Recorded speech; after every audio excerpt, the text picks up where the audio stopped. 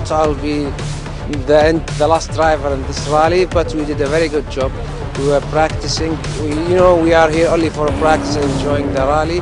It was really, really nice. Everything was good. We finished without any problem, and we were planning and we hoping that we finish in top 10, and we are now in 5th position.